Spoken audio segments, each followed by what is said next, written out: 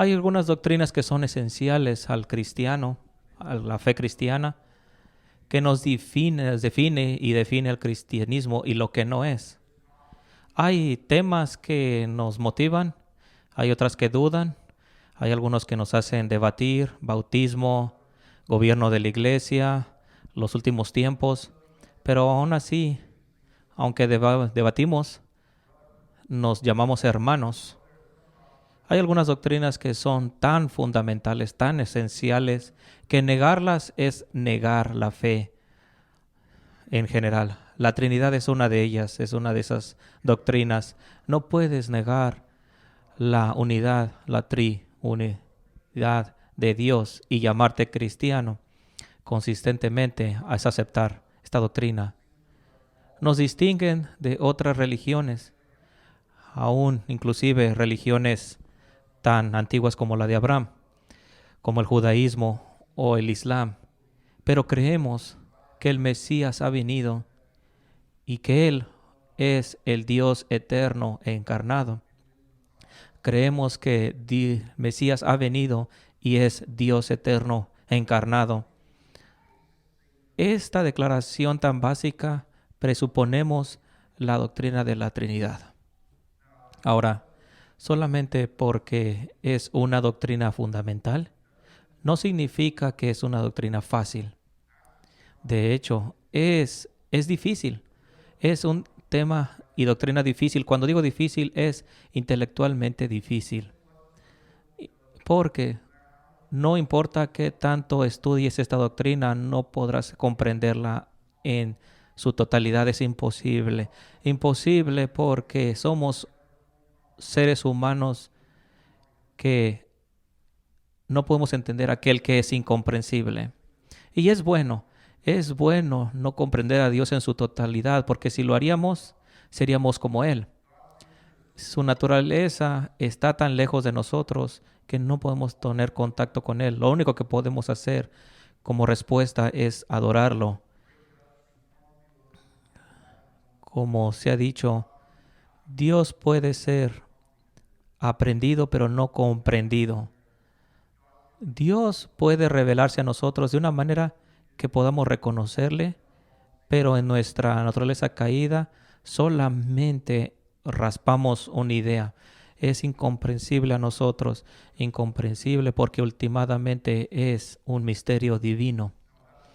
Habiendo dicho eso, aun aunque no podemos comprender su naturaleza completamente, podemos comprender ese decreto de conocerlo en su palabra.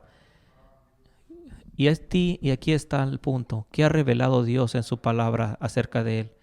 He hablado a muchos cristianos y les pregunto: oye, ¿crees en la doctrina de la Trinidad? Me dicen sí, pero cuando les dijo, demuéstralo dónde está en las Escrituras, se les hace difícil. Y vengo aquí al púlpito porque nos hemos convertido en tan ignorantes en esta doctrina y nos hemos quedado cortos en enseñarla.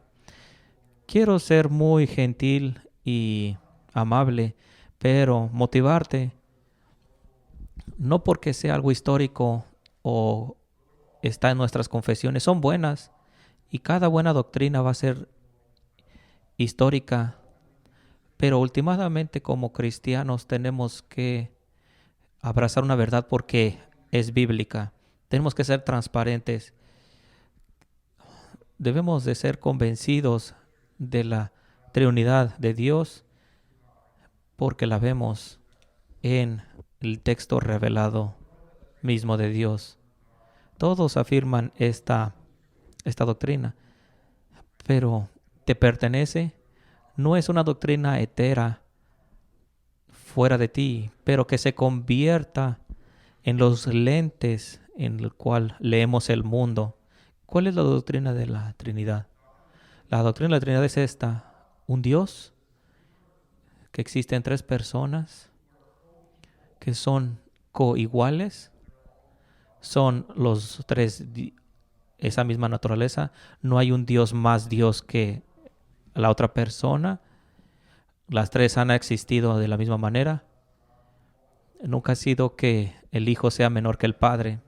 Creemos en un Dios, Jehová, el Padre, el Hijo es Jehová, el Espíritu es Jehová. Pero afirmamos que el Padre no es el Hijo no es el Padre, el Espíritu no es el Hijo no es el Espíritu. Son tres personas. Y cuando decimos personas, no una persona humana o un aspecto humano, pero hablando de un ser, una personalidad. ¿Qué necesitamos estar de acuerdo esta mañana? ¿Qué debemos demostrar para aprobar esta doctrina? Tenemos que aprobar tres cosas. Una, que hay un Dios eterno, que hay tres personas, el Padre, el Hijo y el Espíritu, y que estas tres personas son llamadas Dios en la Biblia. Y número tres, que las tres personas no son la misma persona. Es una definición, pero es importante porque hay gente que se llama cristiana y aún así niegan estos puntos. Los mormones no creen que hay un Dios eterno. Creen que hay una infinidad de dioses. Inclusive creen que puedas convertirte en un Dios mismo. No hay un Dios eterno en su punto de vista. El testigo de Jehová no creen que el Padre, el Hijo y el Espíritu es un Dios eterno. Creen que el Padre es Jehová, pero que el Hijo es el primer ser creado, no es Dios. Tal vez es merecido de toda adoración, pero que no tiene la misma naturaleza divina que el Padre. Y hay otro tipo entre los pentecostales, que creyendo que el Padre y el Hijo y el Espíritu son la misma persona, que en el Antiguo Testamento, que en el Antiguo ahí está el Padre, en el Nuevo Testamento el Hijo, y en nuestra era el Espíritu, y ha tomado diferentes personas. Estas puntos de vidas, todas ellas heréticas, pero Dios nos ha dado todo lo que necesitamos para refutar estas verdades o estas declaraciones. Tenemos que estar listos para dar una buena defensa y nos ha dado suficiente información para atacar estas mentiras. Quiero que sepas que puedes rechazar y puedes debatir con argumentos bíblicos cuando los testigos te quieran hablar de que Jesús es el arcángel Miguel. Puedes luchar y puedes debatir con argumentos bíblicos estas mentiras. Vamos a ir a nuestros textos. Punto número 1. Hay un Dios eterno. Y esto punto parece que es obvio. Entre judíos, islamistas, todos creen que hay un Dios. Pero ¿dónde en el texto enseña que Dios es uno? Primeramente, en el Antiguo Testamento, la unidad de Dios está revelada en el Antiguo. En el Nuevo se revela la triunidad de Dios. Se escribió por algún teólogo. El misterio de la Trinidad es explicada mucho mejor en el Nuevo Testamento, pero nunca es corregida, simplemente perfeccionada en su explicación. Aquí lo que estamos diciendo es que la Trinidad no está revelada completamente en el Antiguo, pero en el Nuevo, a través de la encarnación de Jesucristo, podemos ir al Antiguo y ver una explicación más clara, pero estaba ahí desde un principio. Vamos a demostrar esto, que hay un Dios eterno y nada más uno. Deuteronomio, versículo 4. Escuchar, oh Israel, Jehová es nuestro Dios, Jehová, uno es. Amarás a Jehová tu Dios con todo tu corazón y con toda tu alma y con toda tu mente y fuerza. Aquí Moisés está diciendo, hay un Dios, Jehová. Literalmente hay un Dios eterno. El texto también tiene el enfoque de que Dios es un Dios con un pacto y últimamente estamos hechos para ser responsables ante Él. Hay un Señor, hay un Dios. Isaías nos dice esta misma verdad múltiples veces. Isaías 43:10, tú me has formado, diciendo, no hay Dios creado antes de mí y no habrá dioses creados después de mí. Isaías 44 nos enseña la misma cosa. Yo soy el primero y el último. Fuera de esto no hay Dios.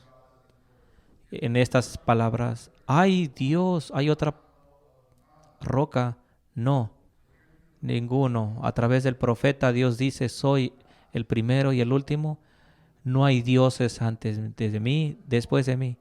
No hay ni siquiera otro. No hay un Dios que tenga un conocimiento infinito.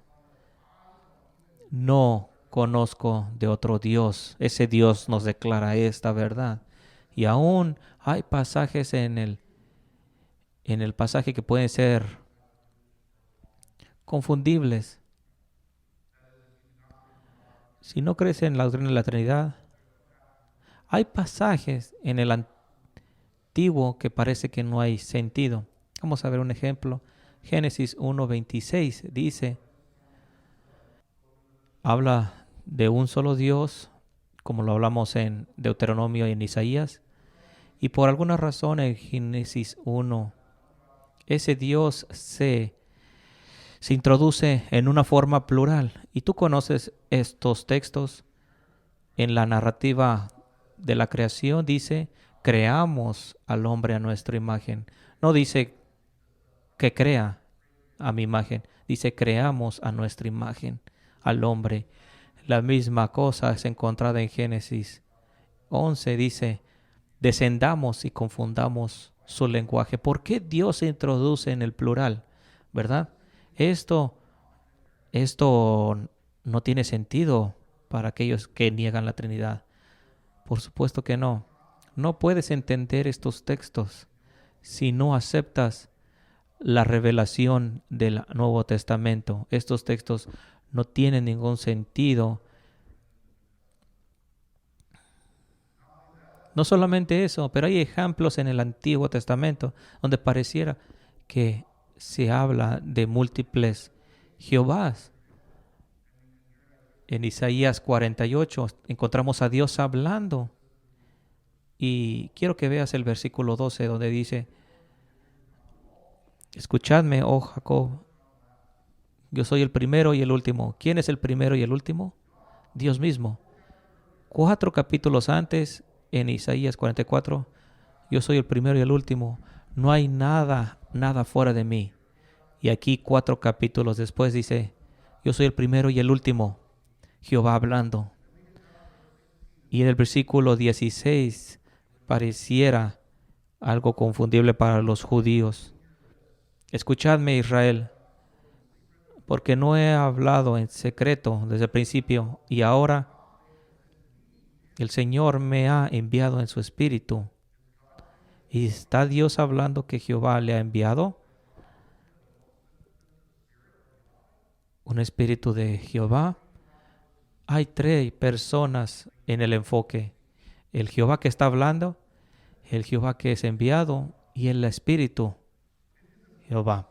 Es imposible reconciliar estos textos si negamos la Trinidad de Dios. El Antiguo Testamento es muy claro. Hay un Dios eterno. Y aún así tenemos aquí y allá sombras que de alguna manera hay una aclaración de quién es Dios también. Punto número 2. Las 3 personas son llamadas Dios. El Padre, el Hijo y el Espíritu se han referido en su palabra como Jehová en las Escrituras, como Dios. Para poder abrazar esta verdad, tenemos que hablar de este nombre Jehová. Y tenemos que hablar y abrir el tema del hebreo. Pero te garantizo que es necesario, no es aburrido. Abre tu Biblia en Salmos 110. Abre tu Biblia en Salmos 110 y quiero que veas en tu palabra, en tu Biblia, el texto 110, versículo 1. El texto dice así: el Señor le dice a mi Señor, siéntate a mi diestra hasta que ponga por estrado de tus pies a los enemigos. ¿Cuántas veces vemos el texto Señor? Dos veces en el mismo texto. En realidad, hay un Señor en este texto. Dice: el Señor le ha dicho a mi Señor. Pero el segundo Señor es la palabra Adonai. Este primer Señor es el nombre divino Yahvé, Jehová. En teología, muchas traducciones, inglés, español, la palabra Señor o Jehová, por su tradición, se pone en mayúsculas. Y creemos que en el hebreo, esa tradición de que inclusive no puedes escribir el nombre en su totalidad, sustituyendo Jehová por Adonai. Y muchas veces hacemos lo mismo. El término Señor es apropiado en vez de un nombre divino. Así que Salmos 110:1 dice: Jehová le dice a mi Adonai. Cada vez que leas el Antiguo y te encuentras la palabra Señor, pregúntate, ¿esto está en mayúsculas refiriéndose al nombre divino de Dios, Jehová? Porque Señor también es empleado para el señorío. Es un concepto importante que entender porque dependemos para la siguiente sección. No debatimos que el Padre que es Dios. No hay mucho problema, excepto por los mormones. No creen esto, no.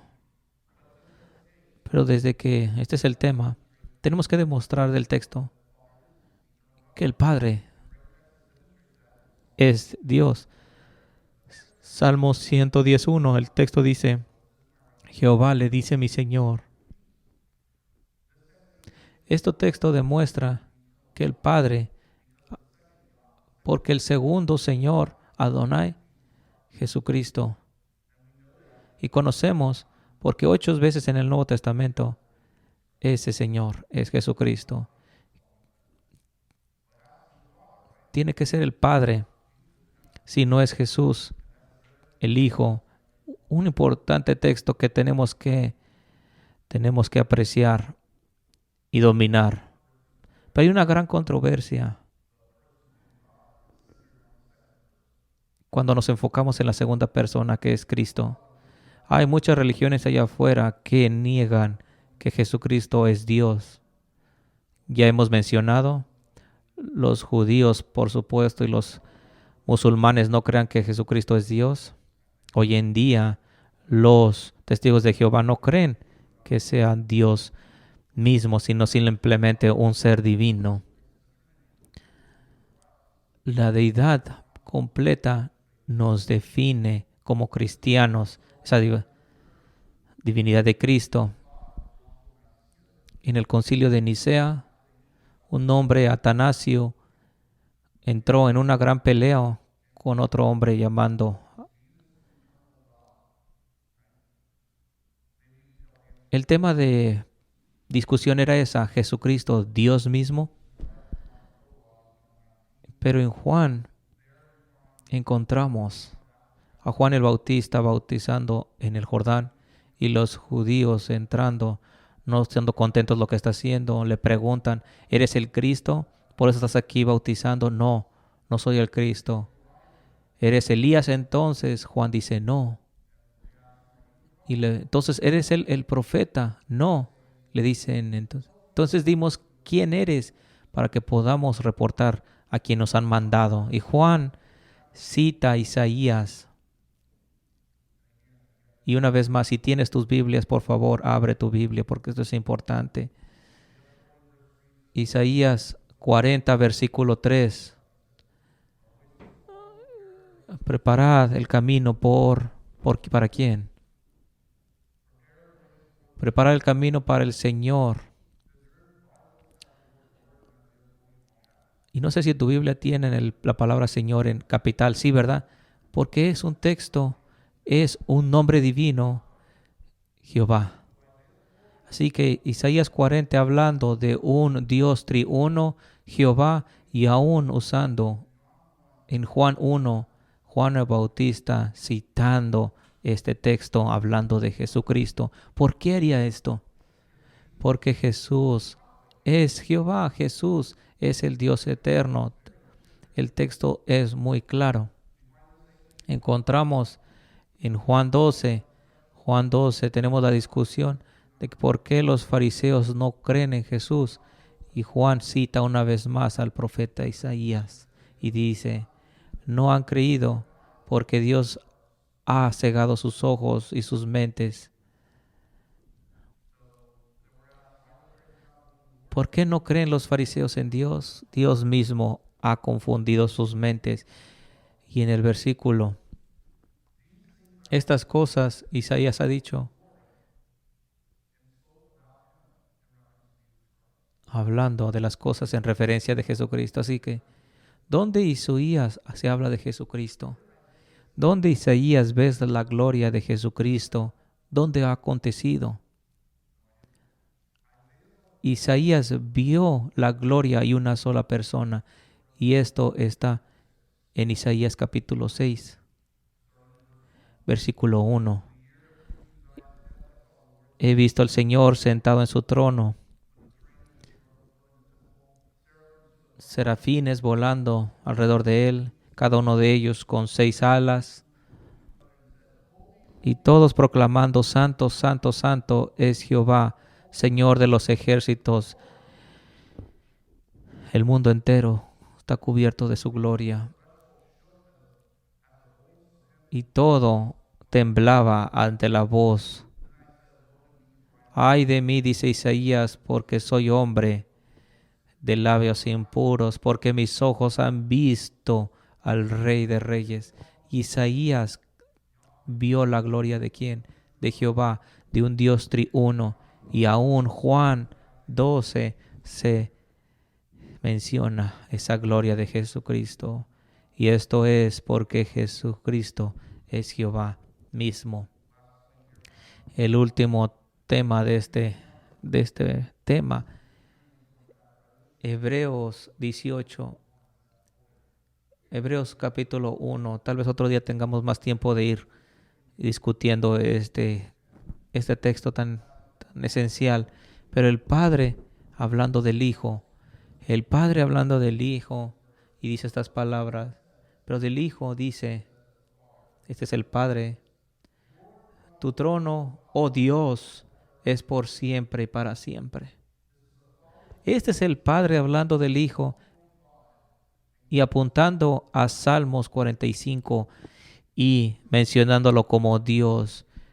Y mucha gente que no está a gusto con esto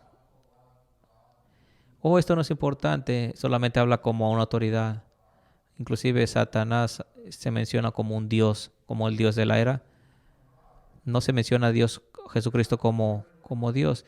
Pudiera ser un buen argumento, pero si no fuera por este texto, es gracias a Dios por este texto que nos aclara, porque el Padre nos habla de Jesucristo, su Hijo, y nos menciona de Salmos 1, de Salmo 102, y dice, tú, Señor, en el principio.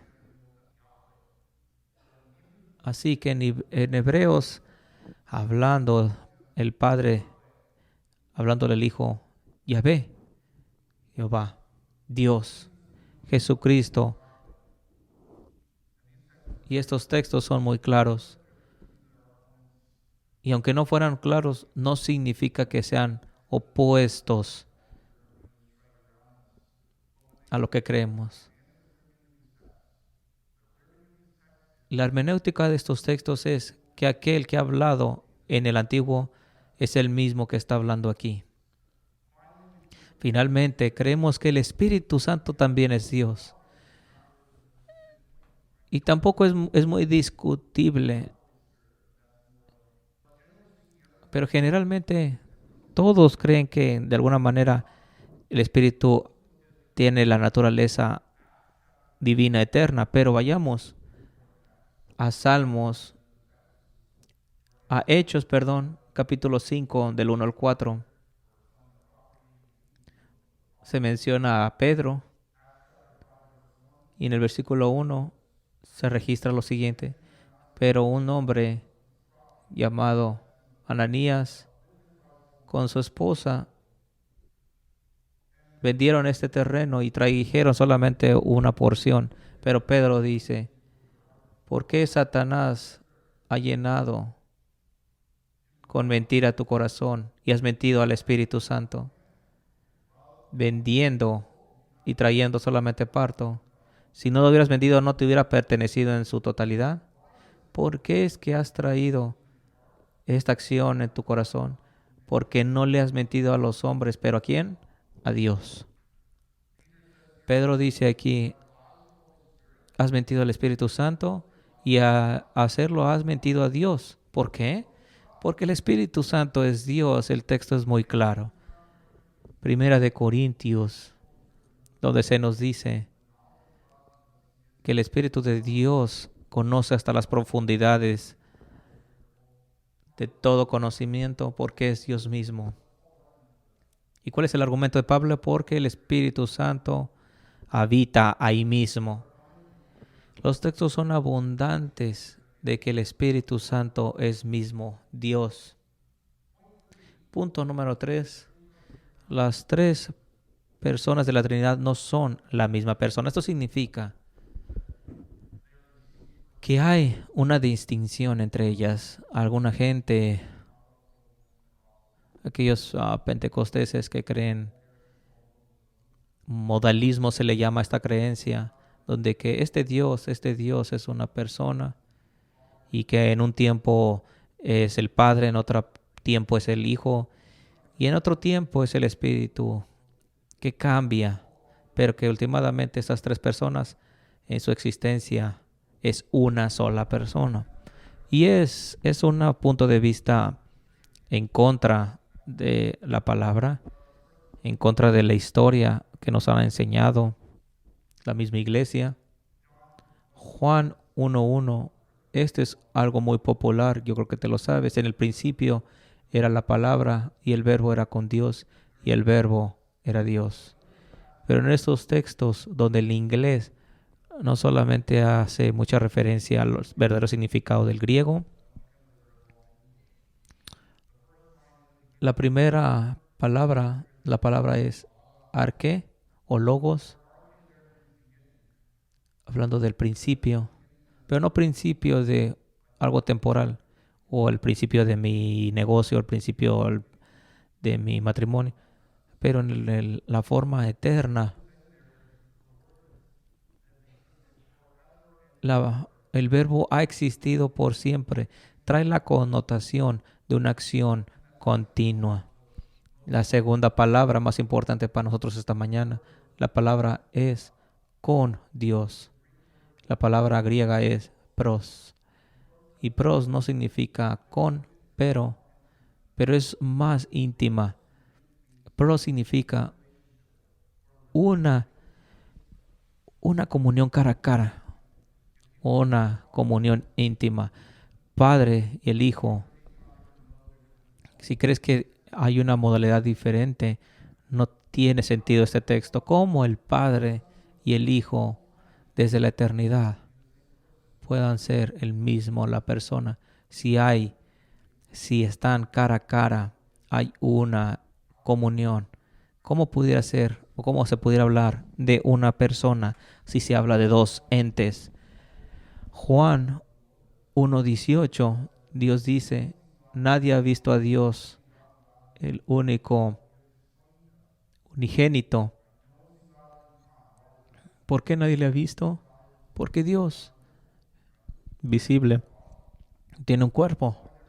El Padre nunca se ha encarnado, el Hijo es el que se ha encarnado. Y esto es importante, hermanos, porque en el Antiguo Testamento, alguna vez que haya caminado con Dios, donde, por ejemplo, Abraham caminó, no era el Padre, es la preencarnación de Jesucristo y lo sabemos porque Juan dice, nadie ha visto al Padre. Lo importante aquí es que hay dos personas distintivas, dos personas que se distinguen, el Padre, el Hijo, aquel que no se ha visto y aquel que explica de aquel que nadie lo puede ver y aquel que explica al mismo tiempo. Finalmente, en Juan 1:17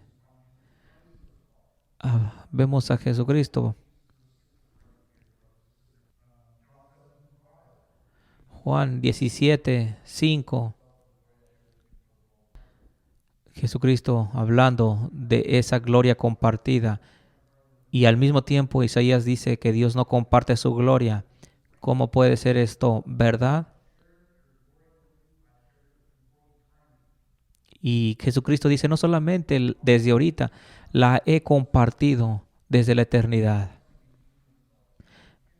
No puedes compartir algo contigo mismo. Cuando algo te pertenece, no lo puedes compartir. Entonces, si Jesucristo habla de compartir la gloria desde la eternidad, tenemos esa distinción entre dos personas. Pero finalmente hablamos del Espíritu Santo. Los testigos de Jehová creen que es la fuerza de Dios misma. No creen que sea una diferente persona, que no sea una ente aparte. Pero no es lo que la Biblia enseña. La Biblia enseña que el Espíritu Santo es digno de adoración, digno de adorarle. Si ves Juan 14, muy claro, Jesucristo hablando, pediré al Padre y enviaré a un consolador. El Padre y el Hijo hablando, pero dice, pediré por otro consolador. ¿De qué se trata esto? Significa otro, no es, tiene que ser alguien aparte que no es el Padre y que no es el Hijo. Continuando, para que venga y esté con ustedes por siempre, el Espíritu de verdad, para que esté contigo. ¿Quién es aquí Él? El Espíritu Santo. Espíritu de verdad. Aquí es la pregunta, ¿qué es Él? ¿Es una energía? ¿Es una fuerza? No, es una persona. Si eres un Él, se habla de un ente. Y muchos ateos seculares lo ven irrelevante, pero aquí en la palabra de Dios y en el mundo, los pronombres personales significan algo. Amén. Le has conocido porque habita en ti. No te dejaré. Juan 14, 16 al 18. En este pasaje se ve dos cosas. Que el Espíritu Santo es otro ente que difiere del Padre y del Hijo. Y que es una persona porque se le da ese pronombre, Él. Juan 16. Cuando el Espíritu de verdad venga, Él no hablará por sí mismo, pero lo que escuche hablará y revelará lo que vendrá. Él me glorificará. Todas las cosas que el Padre son mías, por lo tanto digo, Él toma lo mío y es revelado a ustedes o declarado. ¿Y cuántas veces el pronombre personal Él es mencionado? Porque las tres formas de la Trinidad están aquí. El Padre, Jesucristo, aquel que es Él que hablará les hablará el Espíritu Santo. El Espíritu Santo, una persona, es Dios y no es ni el Hijo ni el Padre. En resumen y cerrando, yo sé que es mucha información. La buena persona, la buena cosa es que está registrada. Llévatelo y te motivo que lo revises en tu casa porque es una doctrina sumamente importante. No nada más es un tópico abstracto. La Trinidad es revelada desde el Génesis hasta el Apocalipsis. Génesis se abre así: en el principio Dios, el Padre, ha creado los cielos y la tierra estaba vacía y oscura. Y el Espíritu, esto es el Espíritu Santo, andaba. Así que Dios dijo, esta es la palabra de Dios, haya luz. Juan 1, ¿quién es el verbo? ¿Quién es la palabra?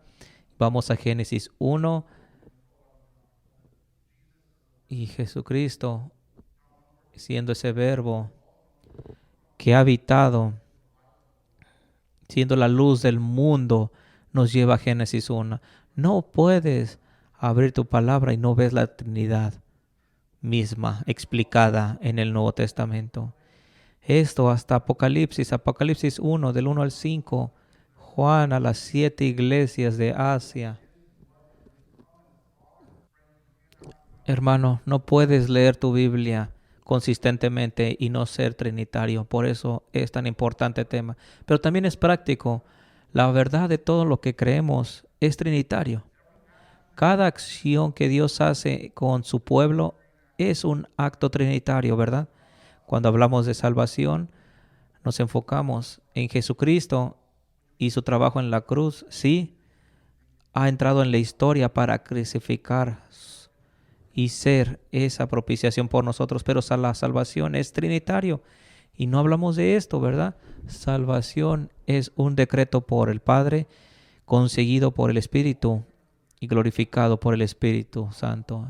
El Evangelio es trinitario, empezando con la palabra de Dios. El Padre dicta la revelación, el Hijo la revela y el Espíritu Santo la ilumina para aplicarlo en nuestras vidas. No solamente es un ejercicio mental para nosotros, no, es nuestra vida misma como creyentes. En resumen, hay un Dios. Eso es lo que se enseña en el Shammat, en Deuteronomio, Isaías y aún en el Nuevo Génesis 1, 11, Isaías. Hay sombras que adelanta la explicación en el Nuevo Testamento. En Salmos 110. Y hemos visto también que el Espíritu es Dios. Finalmente creemos que el Padre y el Espíritu y el Hijo no son la misma persona. Todos los versículos en Juan. Si quieres leer el Evangelio de Juan, nos queda claro. Hay un Dios, 3 personas. Y esas 3 personas no son la misma persona. Vamos a orar. Dios, te damos las gracias porque has revelado tu naturaleza para que podamos ser informados cómo adorarte. Está con nosotros, enfoca nuestra mente en ti, en tu palabra, en tu verdad. Encamina nuestros pasos en el nombre del Rey de Reyes. Amén. Gracias.